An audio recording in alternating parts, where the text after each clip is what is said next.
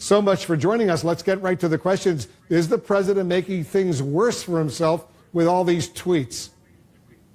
Well, obviously, from a legal standpoint, he's making things worse. How the public reacts to it, as I think one of your commentators alluded to, the president thinks that these tweets appeal to his base, and they do.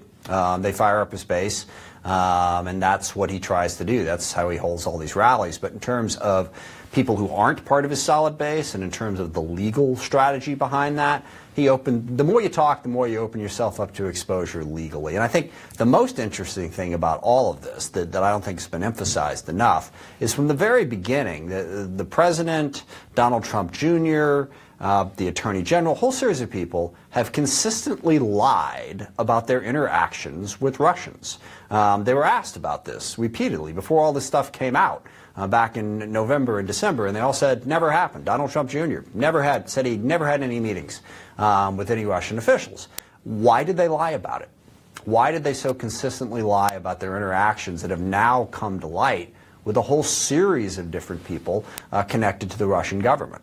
You believe, Congressman, the president's tweets could be used by the special counsel, Robert Mueller, and his team to get at his so-called state of mind, which is so important, of course, to proving obstruction of justice?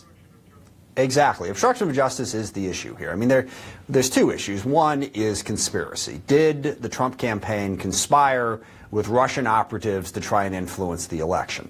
But the other issue is, did the president then try to obstruct the investigation into those charges? So when he tweets, like he did not the one on Saturday, but from a week ago, that he wants to shut down the entire investigation, I mean, he's made it very, very clear that he wants to stop this investigation. And that flirts with obstruction of justice. So the more often he says that, the more potential legal jeopardy he then. Why do you think the president is apparently coming fully clean now about this meeting, the purpose of the meeting, after all those months of misleading the American people?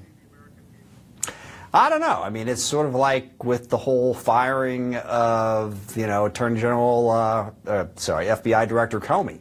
When it first came out, we got a memo, blah, blah, blah. And then, within 24 hours after claiming it was a whole series of things with Lester Holt, he just says, oh, no, I fired him. It was my choice, and it was because of the Russia investigation.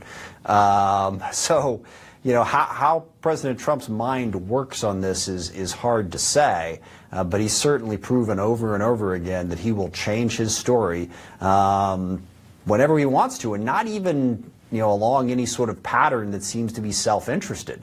It's just sort of what pops into his head in a given moment. The president's personal attorney, Rudy Giuliani, says they'll decide within the next day or so on a meeting with Robert Mueller. This could go all the way, as you know, to the U.S. Supreme Court if the president refuses to grant an interview to the special counsel. The special counsel then has to issue a subpoena. How do you see this fight playing out? Well, it's interesting because I think that legally it's clear. You can't ignore a subpoena, even if you're the president of the United States. If you are subpoenaed by a lawful investigation, you have to testify. Now, you can take the fifth. There's a whole bunch of things you can do, but nobody has the right to ignore a subpoena. However, remember the Supreme Court that we have.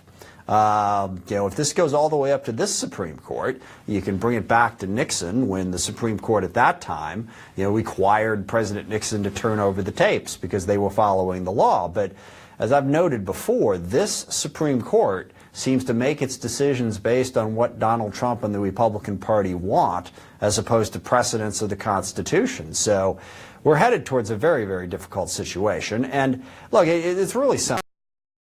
The president simply has to cooperate with this investigation. It's a lawful, legitimate investigation. No serious person questions that the Russians at the highest level were involved in trying to influence our election. They were using cyber attacks. They were using disinformation campaign. They were hacking emails. We need to get to the bottom of what happened. And to the extent that the president is trying to stop that, he's not only potentially committing a crime, he is harming the national security interests of the United States of America. Congressman Adam Smith, thanks so much.